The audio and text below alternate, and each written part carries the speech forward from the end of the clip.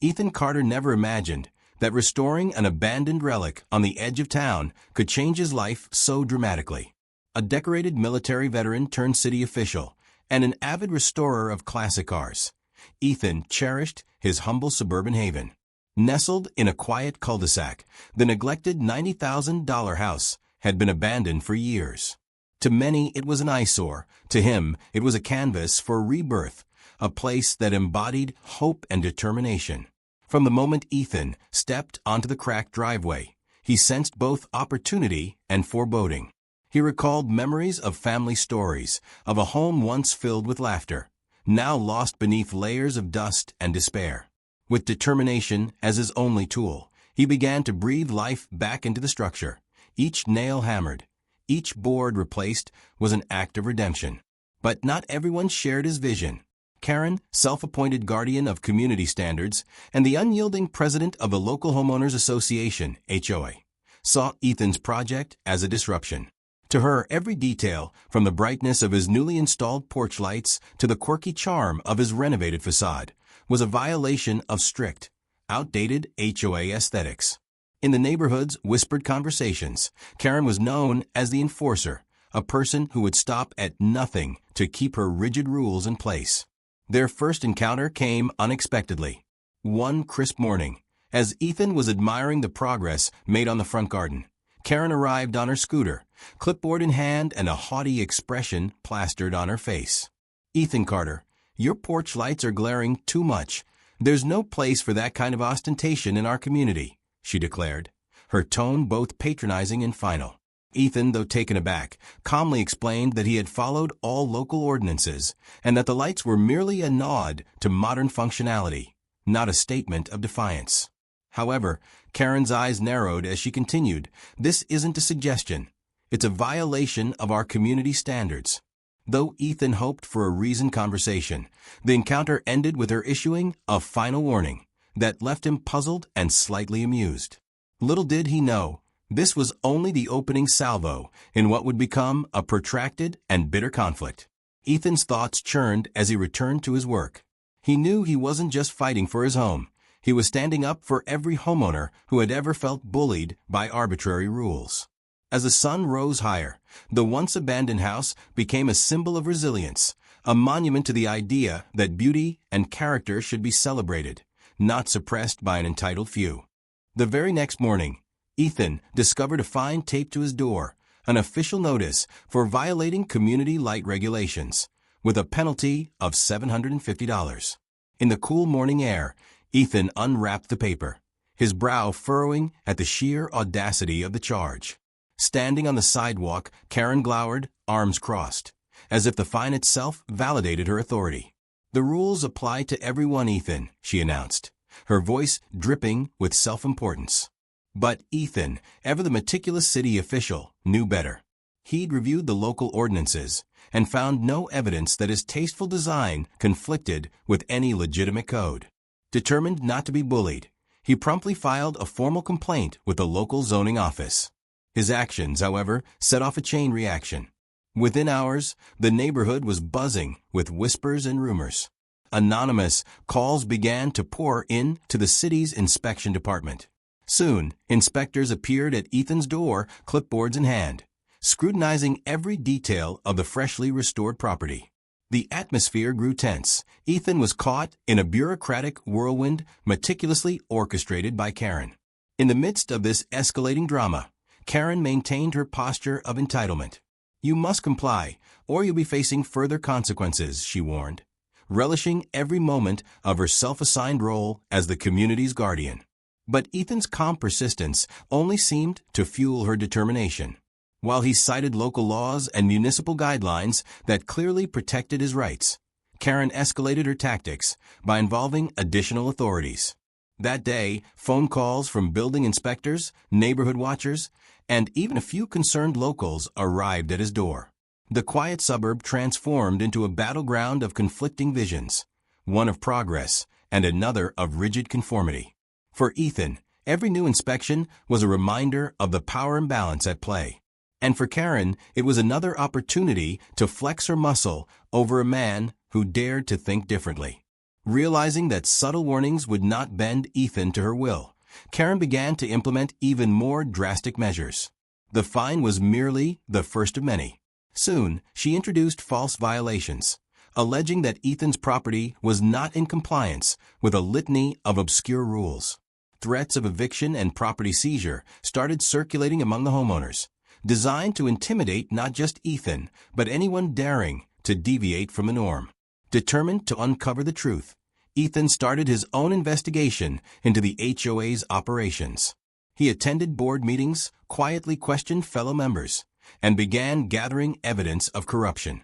It became apparent that Kerren's actions were not isolated incidents of overzealous rule enforcement. They were part of a larger pattern of abuse of power. Rumors began to surface about how fines collected by the HOA would vanish into Kerren's personal accounts, and how certain board members received lavish kickbacks for approving arbitrary fines. One day, while reviewing old meeting minutes and community newsletters, a sympathetic board member, who wished to remain anonymous, approached Ethan. "Kerren's been misusing the HOA funds for her own benefit," the member confided, sliding a folder filled with financial discrepancies into his hands. With mounting evidence, Ethan installed discrete cameras around his property to document every encounter and action taken by the HOA representatives. Each blurry snapshot and furtive conversation was a potential piece in a puzzle he was determined to solve. As the days turned into weeks, the conflict deepened. The HOA's tactics grew increasingly desperate and invasive. Kerren began to issue vague warnings about community safety and the preservation of property values, all while her actions smacked of personal vendetta. With every new threat, Ethan's resolve only hardened. The once quiet renovation had become a battle for justice, and he was prepared to expose every crooked tactic. Neighbors, initially hesitant to speak out, started to murmur their support.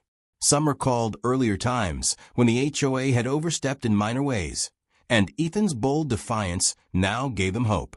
The stage was being set for a community-wide reckoning, a showdown between a determined homeowner and an HOA that had lost its way. One morning, Ethan awoke to an alarming scene. Heavy machinery was parked outside, and his driveway was being excavated.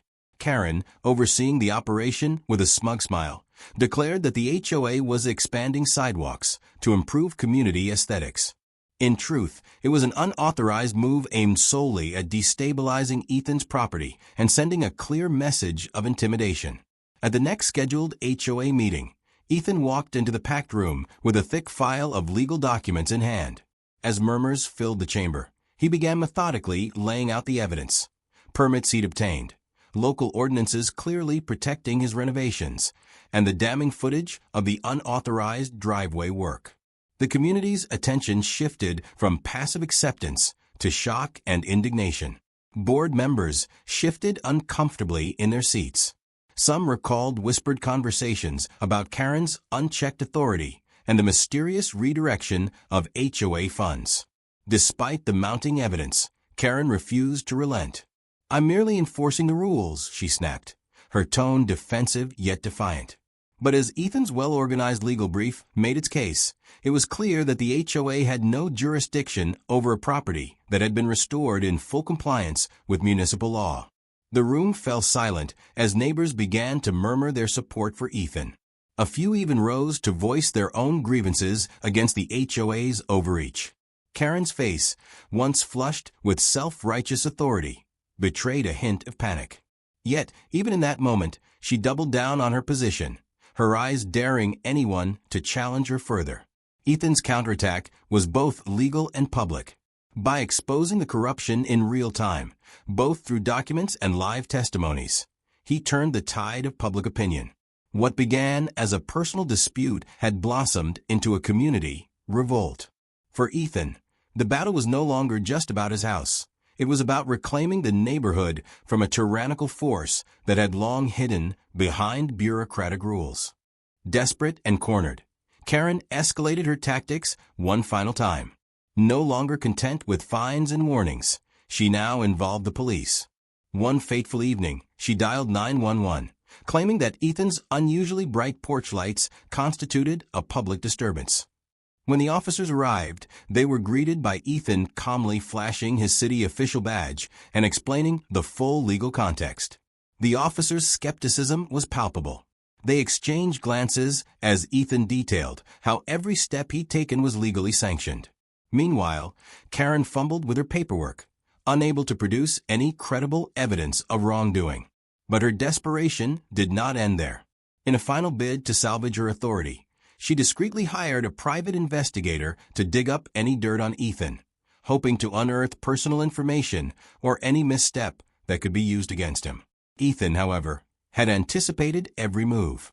A security camera, positioned with the help of a supportive neighbor, captured a revealing moment. The investigator sneaking around Ethan's garage, his furtive movements caught on film. Armed with this indisputable evidence, Ethan called for a special meeting of the community. At that gathering, he played the footage for everyone, and the room erupted in shocked whispers and murmurs of approval. For the first time, even those who had been wary of confrontation saw the sheer absurdity of Kerren's actions. Her elaborate scheme to tarnish Ethan's reputation had backfired spectacularly. The crowd's reaction was a turning point, a final, decisive moment when public support swung firmly behind Ethan. Kerren's desperation was palpable as she tried to salvage her credibility, but the damage had been done. The community meeting ended with a resounding call for accountability. Ethan's evidence not only exposed Kerren's manipulation, but also underscored the broader corruption festering within the HOA. As he left the meeting, neighbors congratulated him, and for the first time in weeks, Ethan felt that justice was within reach. Kerren, meanwhile, was left to face the consequences of her increasingly illegal and desperate measures. In the days that followed the explosive community meeting, the pressure on the HOA mounted. Public outrage translated into concrete action. Neighbors, emboldened by Ethan's courage and armed with their own grievances, began to openly challenge the HOA's authority. A series of heated board meetings culminated in a historic vote. Kerren was removed from her position as HOA president. The fallout was swift and severe. With Kerren gone, a thorough audit was launched into the HOA's finances and operations. It wasn't long before it became clear that the entire system was deeply flawed and riddled with corruption.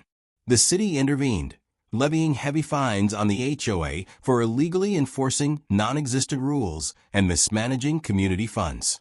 Some board members, previously cowed into silence, now faced legal repercussions for their complicity in Kerren's schemes. Ethan, ever the principled fighter, helped organize a class action lawsuit on behalf of the aggrieved homeowners. His legal maneuvering was precise, and as evidence continued to mount, even the staunchest defenders of the old regime were forced to concede that a change was inevitable. Meanwhile, the community rallied together to support one another, sharing stories of past injustices and celebrating their newfound unity. On a bright morning that seemed to mark the beginning of a new era, news spread that Kerren's house had been put up for sale overnight, a symbolic end to her reign of terror. As Ethan sipped his coffee on his now triumphant porch, the neighborhood buzzed with whispers of freedom.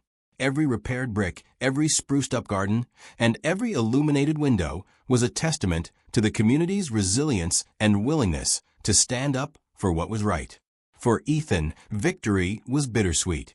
The struggle had taken its toll, but the message was clear. No one person or group should have the power to impose arbitrary restrictions on the lives of hardworking people.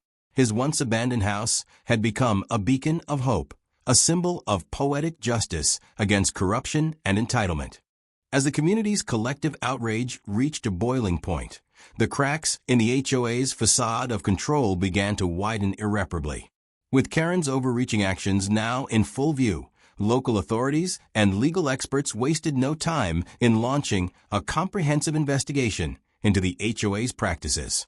What initially appeared to be isolated incidents of overzealous rule enforcement soon unfolded into a much larger picture of corruption and abuse of power. The turning point came when an independent audit, spurred by multiple complaints from homeowners, uncovered a labyrinth of financial mismanagement. It revealed that fines collected from beleaguered residents were not being used for community improvements, but were instead funneled into secretive, personal accounts controlled by a handful of board members. The evidence was overwhelming, and it left little room for denial. In the wake of these revelations, the city intervened decisively. High-profile fines were levied against the HOA for enforcing regulations that, in the first place, had no legal standing. The board's authority was stripped away in a dramatic public hearing, and plans were set in motion to dissolve the existing HOA structure entirely. In its place, a new system was proposed, one founded on transparency, fairness, and community engagement, rather than on the arbitrary decisions of a self-appointed enforcer. At the forefront of this legal upheaval stood Ethan, whose persistence had not only galvanized the community, but had also provided the critical evidence that dismantled the HOA's long-held grip on power. His careful documentation of every irregularity, from unauthorized inspections to fabricated violation notices, became the linchpin of the legal case. With these records in hand, Ethan collaborated with a team of attorneys to orchestrate a class action lawsuit against the former board members. The suit sought to reclaim the misappropriated funds and hold every individual accountable for their role in the systematic abuse. The courtroom became the next arena for this dramatic showdown. Testimonies from affected residents, bolstered by Ethan's evidence, painted a damning portrait of a system designed to oppress rather than to protect. As the case unfolded, several board members found themselves facing not only hefty fines, but also the prospect of criminal charges. The legal consequences rippled outward, sending shockwaves through the community and inspiring other neighborhoods to scrutinize their own governance structures. For many residents, the legal actions were more than just a means to rectify financial wrongs. They symbolized a reclamation of their rights and dignity. The public hearing that led to the HOA's dissolution was met with thunderous applause, a cathartic release for homeowners who had long suffered in silence. The narrative had shifted from one of victimization to one of empowerment, and Ethan's resolute stand had become a rallying cry for justice.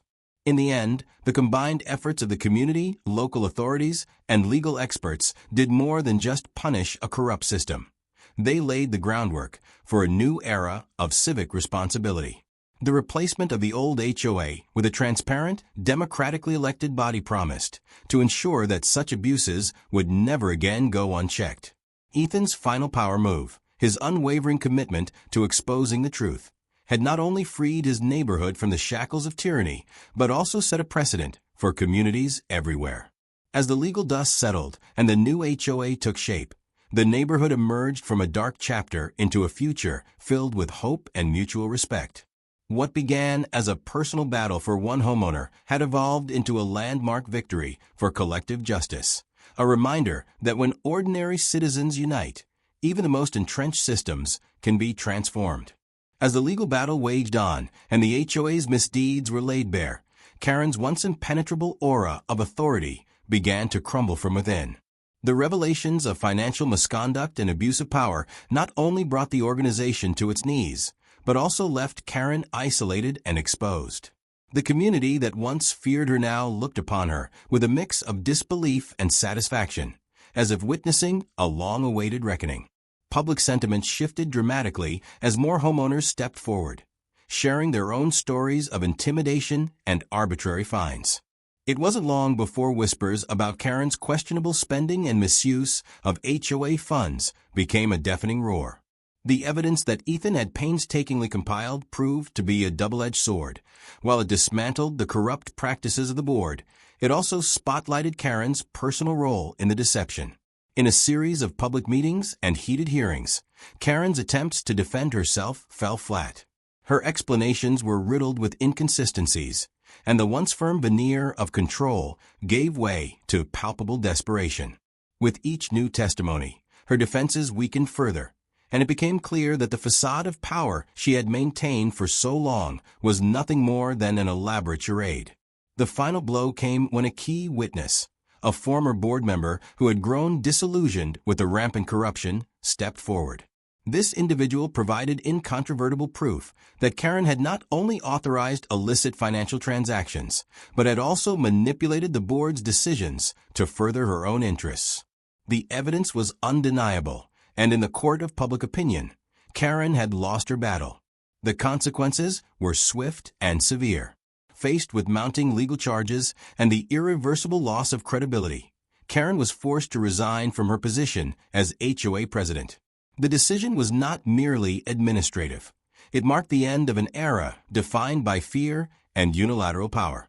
As she packed up her office, the once commanding figure was reduced to a cautionary tale, a stark reminder of how quickly authority can evaporate when built on a foundation of corruption. Outside the corridors of power, Kerren's personal life began to mirror her professional downfall. Rumors circulated of financial instability, and even her close acquaintances were not spared from the fallout.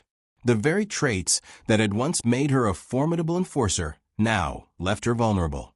Friends distanced themselves, and the community, united in their newfound sense of justice, made it clear that her tactics would no longer be tolerated.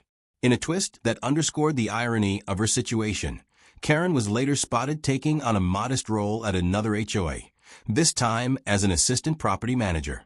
The position, once unthinkable for someone of her former stature, was a stark reversal of fortune. For Kerren, this role was a humbling reminder of how quickly the tides can turn. No longer was she the figure of authority. Now, she was subject to the very rules she once manipulated. For Ethan and the community, Kerren's downfall was a moment of poetic justice, a tangible vindication of their efforts to reclaim control and restore fairness. Her journey from a feared enforcer to a sidelined bureaucrat served as a powerful lesson that integrity and transparency will always prevail over authoritarian control. As the neighborhood moved forward, free from the shadow of an abusive regime, they celebrated not only the dismantling of an unjust system, but also the personal accountability that had been so long overdue. In the end, Kerren's personal collapse became the emblem of a broader transformation, a narrative where justice wasn't just an abstract concept, but a lived reality for every homeowner determined to stand up against tyranny. In the aftermath of the upheaval, the neighborhood found itself reborn. The dark cloud of arbitrary fines, intimidation, and relentless bureaucratic overreach had finally lifted, replaced by an atmosphere of mutual respect and community pride. Streets once shadowed by fear were now bathed in the warm glow of streetlights that symbolized not just safety, but freedom reclaimed. Ethan, now a quiet local hero, continued to work on his restored home, a symbol of resilience and transformation. His house had evolved from a disputed relic into a beacon of hope, inspiring others to stand up against injustice. Evenings found him on his porch, surrounded by neighbors who gathered to share stories, laughter, and the simple joy of a community united by a common cause. The air was filled with a sense of collective relief and celebration, as if every repaired brick and freshly painted wall was a testament to their newfound power. During one memorable gathering, as dusk settled softly over the neighborhood, a familiar scene unfolded. A longtime resident, with a mischievous glint in their eye, stepped forward with a piece of paper in hand. The crowd hushed expectantly as the resident extended the paper towards Ethan. It was another violation notice, this time absurdly citing a minor infraction that was laughably out of place in their reformed community. A ripple of amusement passed through the group as they recognized the ironic echo of past oppressions. Ethan accepted the paper with a light-hearted chuckle. "I suppose some things never change," he remarked, his tone warm yet edged with a subtle reminder of their hard-won victory. The crowd erupted into friendly banter and laughter, their joy mingled with a bittersweet acknowledgment of the challenges they had overcome. In that moment, the significance of their journey was unmistakable. What began as a singular battle for justice had transformed into a powerful movement that redefined the neighborhood's identity. The residents had not only reclaimed their rights, but had also demonstrated that unity and determination could dismantle even the most entrenched systems of control. As the gathering slowly dispersed into the gentle night, the legacy of their collective triumph lingered in the quiet streets. The once mighty force of oppressive regulation was now relegated to a distant memory, a lesson in the importance of vigilance and the strength of community bonds. Ethan's final glance at his house, a structure that had witnessed so much turmoil and transformation, served as a poignant mic drop moment. It was a silent, powerful declaration that justice had prevailed, and that every homeowner now had a stake in shaping the future. With a satisfied smile and a heart full of hope, Ethan turned off the porch light, leaving behind a legacy that would inspire generations to come.